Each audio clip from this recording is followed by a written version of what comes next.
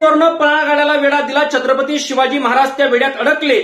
खरं तर सिद्धी जोर वेढा देणार आहे ही बातमी छत्रपती शिवाजी महाराजांना अगोदर माहिती होती का? तर नक्कीच होती. कारण सिद्धी जोर येणार आहे ही बातमी छत्रपती शिवाजी महाराजांना माहिती होती. म्हणून छत्रपती शिवाजी महाराजांनी तिथल्या भौगोलिक परिस्थितीचा अभ्यास असणारी माणसं म्हणजे बादलांची फौज खरं तर गडावरती आणून ठेवली होती. ज्या बादलांना खरं तर त्याकडे काण्या कोपऱ्याचा आणि तिथल्या भौगोलिक परिस्थितीचा अभ्यास आहे. म्हणूनच तुम्हाला सांगतो 64 किलोमीटरचं अंतर असताना सुद्धा फक्त 21 तासामध्ये रात्रीचा प्रवास करून छत्रपती शिवाजी महाराजांना खरं तर विशाळगडावरती पोहोचवण्याचं काम त्या बांदलाच्या फौजेने केलेलं होतं.